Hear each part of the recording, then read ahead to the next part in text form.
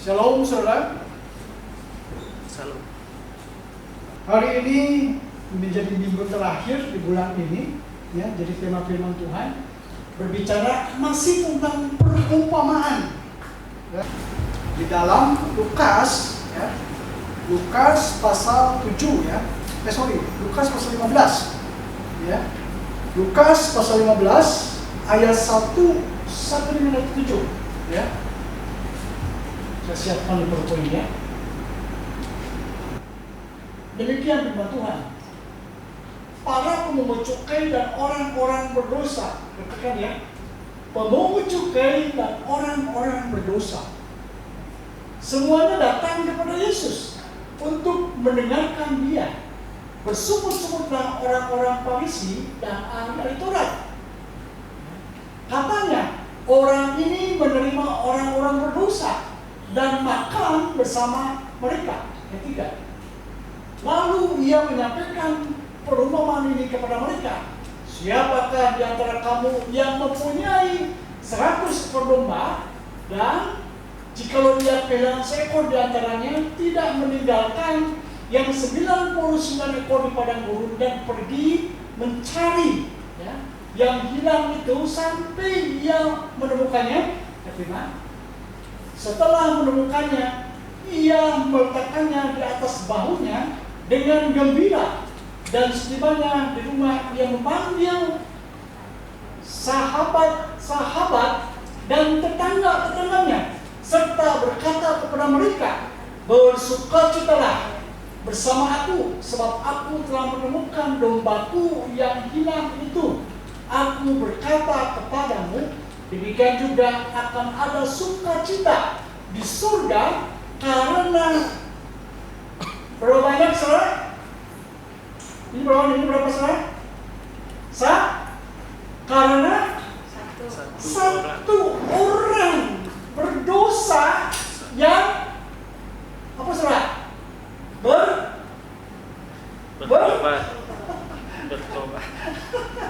Bertobat lebih daripada sukacita, karena 99 orang benar yang tidak memerlukan pertobatan. Saya baca ulang ya, ini pentingin saya. Demikian juga akan ada sukacita, kegembiraan di mana? Di surga, karena satu orang berdosa yang bertobat. Kalau pakai nama begini lah. Karena Teddy orang berdosa yang bertobat. Karena Pak Yuprin, ya, karena Pak Perianus, karena kita yang hadir semua orang berdosa, ya. Pak Aris orang berdosa yang bertobat. Coba katakan bertobat. Ya. Tapi jangan jadi Kristen tomat. Ya, Alisa tomat katanya. Tomat apa sih? Tobat kumat. Nah, tobat kumat. Oh, itu dong. Jangan kita jadi Kristen tomat.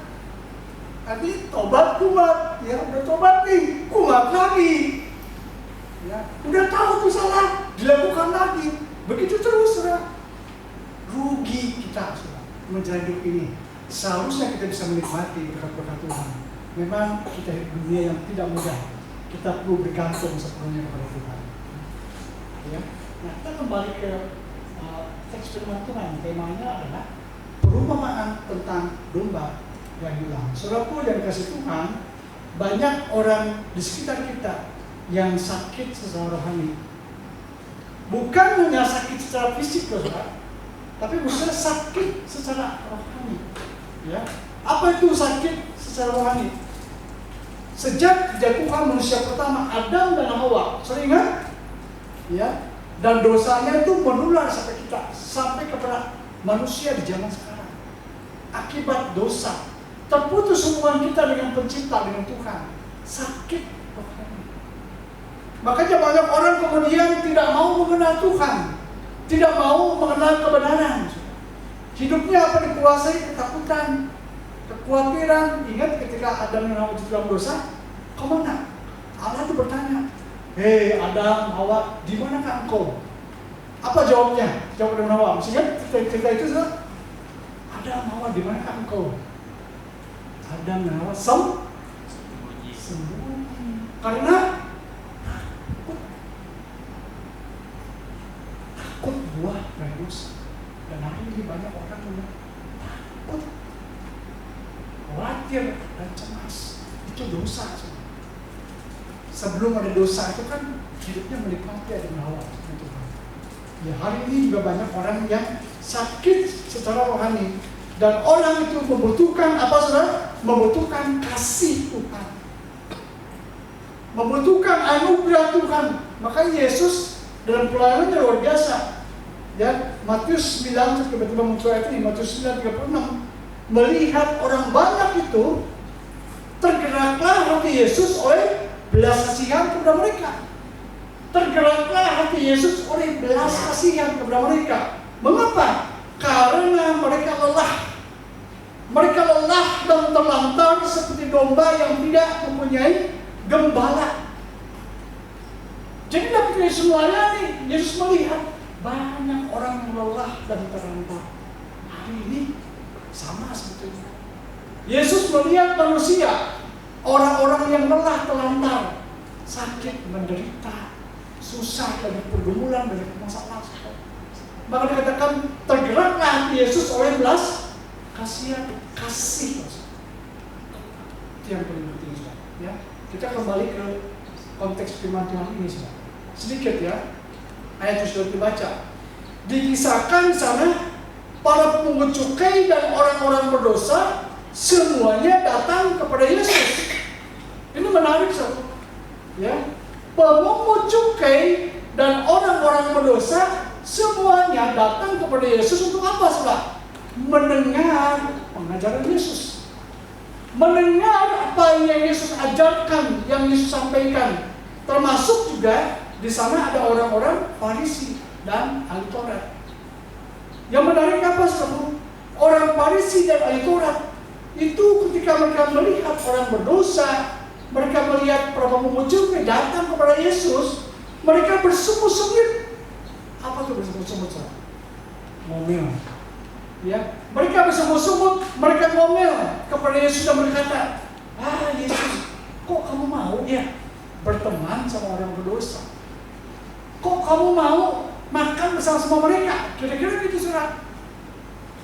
Jadi ahli Taurat, orang Farisi itu mereka ketika mereka melihat Yesus, mereka kok jadi gelisah hatinya. Kok mau juga ya Yesus tuh bergaul sama orang berdosa? Yesus mau kok makan sama mereka? Nah, kita kembali di sini pertanyaannya kan, memangnya kenapa? Memangnya mengapa Yesus kok mau bergabung, mau makan bersama-sama mereka? Memangnya kenapa? Memangnya kenapa nggak boleh? Apa alasannya, saudara?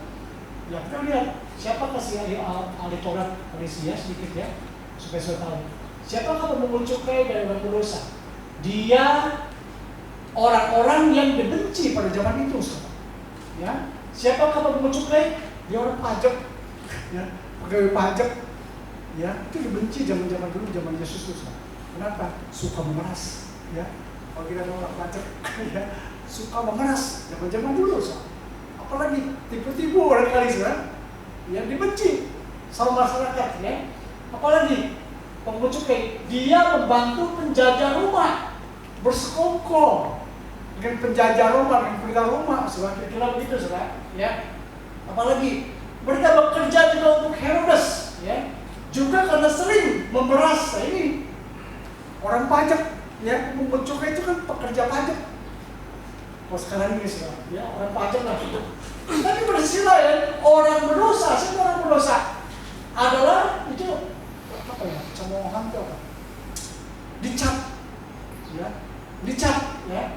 Jadi orang-orang Farisi menganggap kelompok pemungut cukai, orang berdosa itu rendahan, saudara.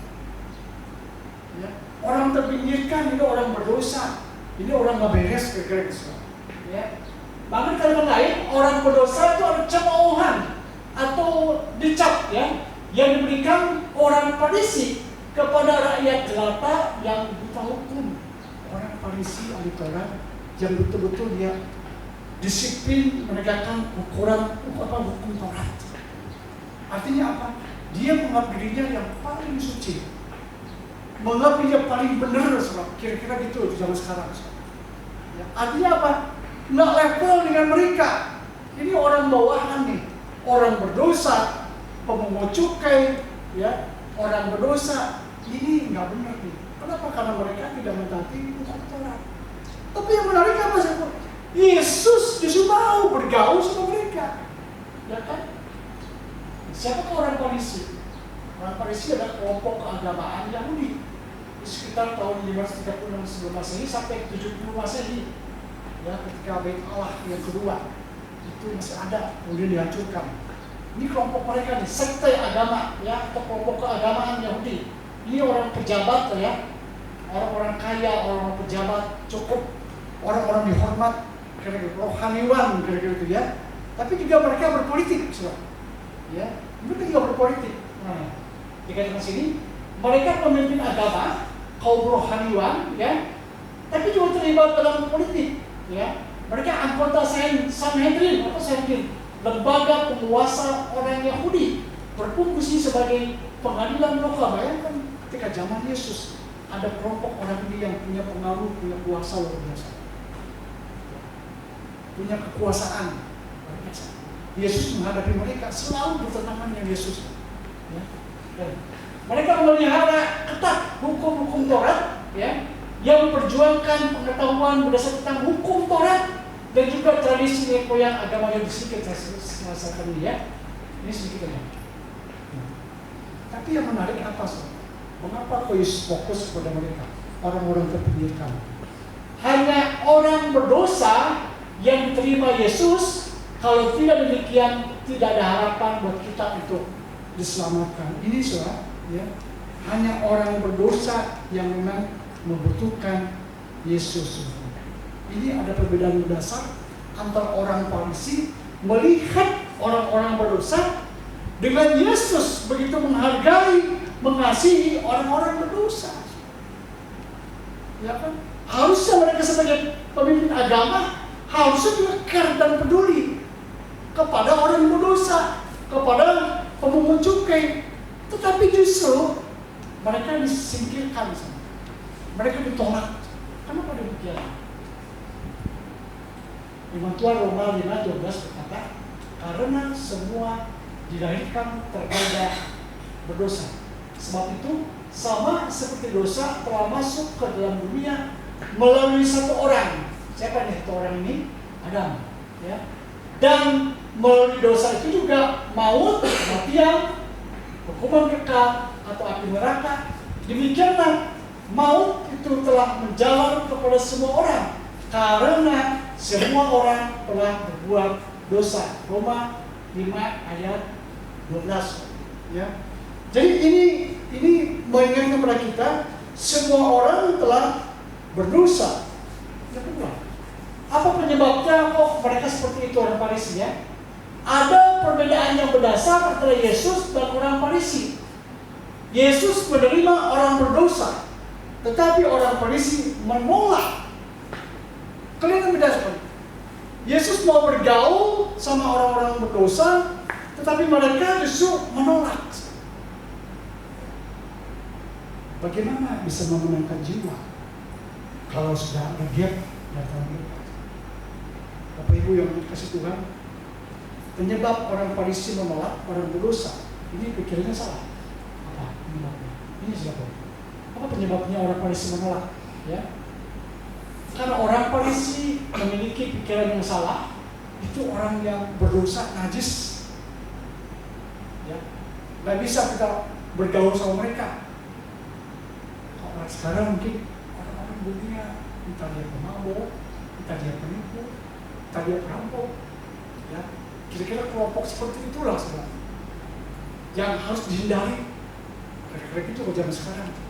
Jangan bergaul sama mereka, entar tertular, ya, tertular najis, kira-kira gitu saudara. Ya. Memang Yesus benci kepada dosa, benci dosanya, tetapi Yesus mengasihi siapa? Orangnya. Ya, Yesus yang kompromi dengan dosa, dosa tetap dosa. Dan akibat dosa apa? Hukuman. Tapi Yesus mengasihi orangnya, saudara. Dia benci dosa, tapi mengasihi orangnya. Orang polisi kebalik, saudara. Dia nggak mau, udah nggak suka orangnya, kemudian dicap juga, najis nih, jangan bergaul sama mereka. Ya. Ada nggak orang Kristen seperti gini? Ada, saudara. Di sini ada ya. Di sini pilih-pilih, saudara. Kadang-kadang melihat strata juga, status sosial juga. Oh, dia orang kaya, dia orang miskin. Oh, dia punya kedudukan, dia tidak punya kedudukan. Masih memandang muka. Orang Farisi memandang muka. Ini nggak level. Tapi Yesus justru bukan menjauh, bukan menolong orang berdosa. Dia merangkul. Dia mendekati mereka. Kenapa? Kasihnya kepada mereka. Mereka menjaga jarak. Lihat ya, orang Farisi menjaga jarak. Tapi Yesus justru nggak ada jarak. Ya, dia bergaul sama siapa aja. Ya, kita boleh nggak bergaul sama siapa sih? Boleh. Saya bergaul dengan siapa aja kok. Dia mau suku apa, mau agama apa. Saya juga nggak tahu, mungkin dia berandalan, dia penipu apa. Saya bergaul apa. Ya. Tetapi memang kita nggak kompromi dengan dosa. Tapi kita mengasihi orangnya. Itu menggampang. Kalau kita benci duluan, bagaimana kita bisa menjangkau jiwa? Betul, saudara? Satu jiwa aja. Tuhan percayakan kepada kita di tempat ini, saudara. Apa sih maksud Tuhan? Mari kita tangkap, saudara. Satu jiwa, satu jiwa. Bukan itu berharga bagi Tuhan. Beberapa yang dibaptis, satu jiwa, satu jiwa. Itu memang gereja panggilannya. Gereja ada untuk bermisi. Gereja ada untuk penginjilan. Bukan sekedar memenuhkan tempat. Dokter punya 3 pandangan tentang pertemuan gereja itu seperti apa. Pertemuan gereja. Yang pertama dia pertumbuhan biologis. Artinya gereja yang sehat itu seperti apa? Gereja bertumbuh. Yang pertama Peter Walker, dia pakar pertumbuhan gereja. Yang pertama pertumbuhan biologis. Oh, di jiwa baru lahirlah anaknya, si Sena. Yang kedua, pertumbuhan perpindahan atau simpatisan, perpindahan. Ya, dia tuh Kristen, tapi mungkin pindah domisili rumah, pindah pekerjaan, ya. Dia berjemaat, dia berdiri situ, tapi dia sudah Kristen. Nah, yang ketiga ini yang menarik. Pertumbuhan gereja yang sehat, yang sebenarnya jiwa-jiwa. Statistik, ya, data itu di beberapa gereja-gereja. Sebetulnya jiwa-jiwa baru yang dibenarkan itu relatif masih persentasenya kecil. Karena banyaknya perpindahan, soal. Tapi Tuhan mau gereja ini bertumbuh sehat, jiwa-jiwa. Nggak perlu mau jemaat banyak, sedikit, pokoknya satu jiwa diberangkat. Artinya bicara apa? Gereja punya tugas bermisi, kita akan bicara. Amin, saudara? Itu yang paling penting, saudara.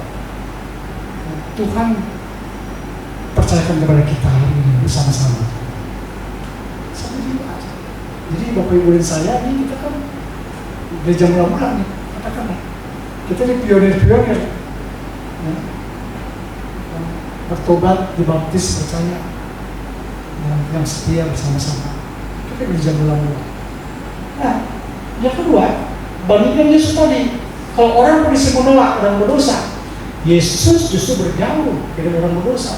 Bahkan Yesus dianggap mereka apa? Oh, Yesus sahabat pemungut cukai dan orang berdosa. Sampai mereka mencap Yesus ini sahabat pemungut cukai, orang berdosa. Dia mau bergaul, ya kan? Mau bergaul sama mereka. Kita semua punya tanggung jawab yang sama. Mari kita menjangkau jiwa. Satu jiwa berharga di mana Tuhan. Amin, saudara. Doakan untuk keluarga kita yang belum percaya Tuhan, ya. Doakan. Mari doakan bawa jiwa, satu jiwa aja. Keluarga kita yang belum percaya Tuhan, hidup itu cuma sementara, saudara. Kita semua akan berakhir meninggalkan dunia ini, saudara. Tapi kita mau kemana nanti? Pilihannya surga atau neraka. Kita masuk surga, ya.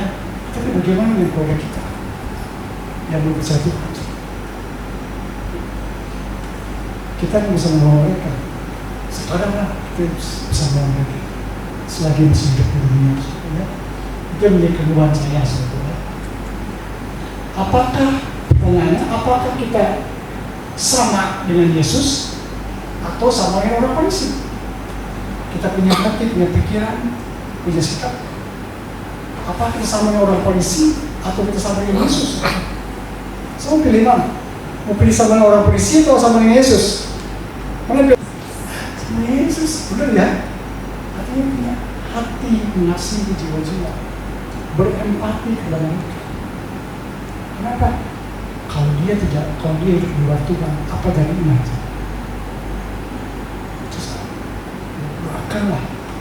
Doakan jiwa-jiwa yang dekat-dekat kita aja. Tuhan menyuruh saya melakukan yang di depan mata kita.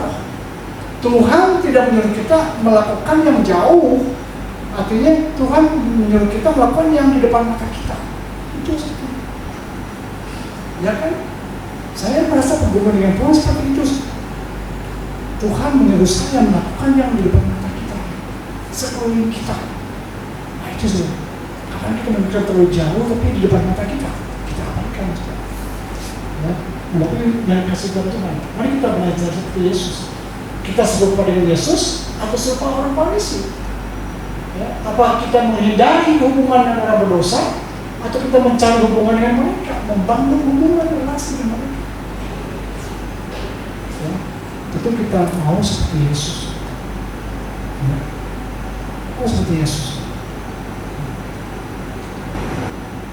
Orang Farisi dalam Alkitab, contoh-contohnya ya. Yang pertama, Simon yang mengundang Yesus makan di rumahnya. Itu orang Farisi, mau mengundang Yesus makan. Yang kedua, Nikodemus. Tahu Nikodemus? Contohnya Alkitab ya, Nikodemus yang merawat mayat Yesus. Ini orang Farisi loh, ini penjahatnya. Tapi dia baik hatinya, dia benar suatu. Nikodemus salah satu yang memberikan saran supaya Yesus jangan disalib. Orang Farisi loh. Gamaliel guru besar, orang Farisi.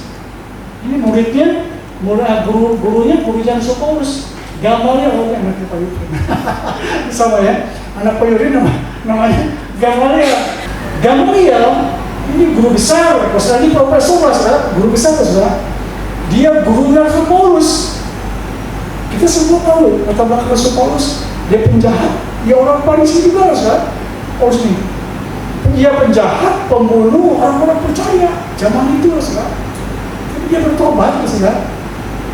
Jadi menangkan, saudara. Dia percaya Tuhan loh, maka dipakai Tuhan luar biasa menjadi rasul, saudara. Yang menulis banyak ini tulisan Alkitab. Hampir sepertiganya Alkitab Perjanjian Baru ditulis oleh Rasul Paulus. Dia orang Farisi, dia penjahat, terus ya. Tapi dipakai Tuhan juga. Dia bertobat semua. Ini luar biasa. Semua tahu ya. Jadi kita harus menerima orang berdosa. Jangan menolak mereka. Kita bisa bergaul sama mereka, tapi tidak terbawa-bawa dengan dosa. Itu saudara. Kita boleh bergaul, ya.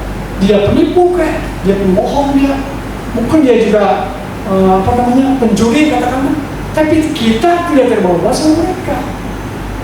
Kita rindu justru jiwa aja dimenangkan, dibawa kepada Tuhan. Ya, jadi Yesus mengasihi jiwanya, Yesus benci dosanya. Kita juga sama. Saya benci dosanya dia, perilaku dia yang nggak benar, tapi saya mengasihi jiwanya. Saya mengasihi orangnya. Seperti itu Yesus memandang jiwa. Seperti itu saudara saya memandang jiwa. Kasihan. Setiap melihat jiwa itu mata kita harus kasihan. Jangan benci. Ini jiwa. Mata kita harus apa? Hijau. Ya. Di hati kita. Doakan. Soalnya saya nggak tahu jawab. Satu waktu Tuhan nanya, sudahkah saya mendoakan juga jiwa? Keselamatan mereka bagaimana? Tidak ada yang berharga bagi Tuhan. Jiwa. Hidup ini menjadi bermakna berarti karena Yesus telah mati buat kita. Terus hidup ini maka pujian tadi. Hidup yang kupilih membuatku berarti. Saudara, kenapa berarti? Karena saya sudah selamatkan. Hidup ini menjadi berarti bermakna. Yesus sudah mati buat saudara saya. Itu. Saudara saya dipilih sama Tuhan. Dipilih sama Tuhan. Amin saudara. Amin ya. Coba ya. Karena itu aku berkata kepadamu, dosanya yang banyak itu telah diampuni. Ya. Sebab itu ia telah banyak mengasihi. Namun orang yang sedikit diampuni, sedikit juga ia mengasihi. Ya. Karena itu aku berkata kepadamu, dosanya yang banyak itu telah diampuni. Coba kita hitung-hitung dosa kita. Dari projo lahir nih, itu ada beli dosa, sampai hidup kita sekarang berapa coba kalau kita hitung dosa kita, saudara saya, ya kan pikiran yang kotor, pikiran yang nggak beres, hati kita yang nggak beres, ya, dicontoh berapa banyak kira-kira, banyak, ya, nggak bisa masuk surga, nggak bisa, makanya Efesus 1:2 89. Kamu selamatkan bukan karena perbuatan kamu, kebaikan kamu, tapi semata-mata karena kasih karunia. Dikasih keselamatan sama Tuhan gratis, ya. Bukan perbuatan kita, bukan kebaikan kita, tapi anugerah itu dikasih loh gratis. Tapi bukan cuma-cuma, artinya bukan murahan loh. Darah Yesus mahal, ya, gratis anugerah itu keselamatan. Tapi bukan murahan loh, gratisnya mahal. Yesus mengorbankan mati dosa untuk saudara saya. Jadi betapa berharga sekali, ya. Diampuni dosa yang banyak itu, sebab itu ia telah banyak mengasihi. Dia sadar dosanya banyak, dia sadar, maka dia mengasihi, dia sadar dirinya, ya. Ini terakhir kita ingat, ya. Satu orang berdosa seisi surga diselamatkan. Ya. Ada sukacita di surga karena satu orang berdosa yang mari jangan pernah berhenti menyerah. Mulailah mendoakan jiwa-jiwa. Ya, doakan. Ada orang yang bisa pergi, tapi Izan bisa mendoakan. Sama. Kalau bicara misi kan ya. Saya nggak bisa pergi jauh-jauh nih, tapi saya bisa doakan, bisa berdoa. Atau saya nggak bisa doa, saya pergi ikut pedagangnya, ikut sama-sama. Kalau bisa misi loh saya, entah ke pedalaman, ya ke luar pulau, ke luar kota, kemana. Atau saya bisa pergi nih, saya punya duitnya untuk mendukung apa? Mendukung pekerjaan Tuhan. Tiga-tiga sama, doa, dana, dan daya. 3 semua dibutuhkan sama Tuhan. Ya, doanya penting, sangat penting, tenaganya sangat penting, juga dananya sangat penting. 3 semua jalan. Itu makanya gereja yang bermisi, gereja yang berdoa, gereja yang bertahan ujian. Kita rindu gereja kita nggak besar tapi berdampak, ya, berdampak. Terakhir ini. Maka dikatakan tidak ada pengorbanan atau penderitaan yang terlalu besar, ya, berapapun harganya, dalam hal mencari yang hilang dan membawanya kepada Yesus. Tidak ada penderitaan, tidak ada pengorbanan yang terlalu besar, berapapun harganya, kalau untuk jiwa, ya, yang hilang itu, supaya mereka. Ya, biar firman Tuhan hari ini terus mengingatkan kepada kita mengenai jiwa-jiwa yang terhilang dan yang bersukacita. Yesus para malaikat di surga bersuka cita karena satu jiwa diselamatkan. Mari kita berdoa. Terima kasih Bapa, kiranya Engkau pakai hidup kami, makin hari hidup kami makin bersinar untuk kemuliaan bagi nama Tuhan. Terima kasih atas firman-Mu yang sudah Hamba sampaikan, kiranya Roh-Mu yang kudus yang menyempurnakan setiap pemberitaan firman-Mu boleh menguatkan kami, meneguhkan setiap panggilan kami, yaitu untuk melayani jiwa-jiwa yang terhilang, supaya sebanyak mungkin jiwa-jiwa bertobat dan diselamatkan lewat kehidupan pelayanan gereja-Mu di tempat ini. Dengarkan doa kami dalam nama Tuhan kami Yesus Kristus. Kami berdoa, kami mengucap syukur. Amin. Silakan.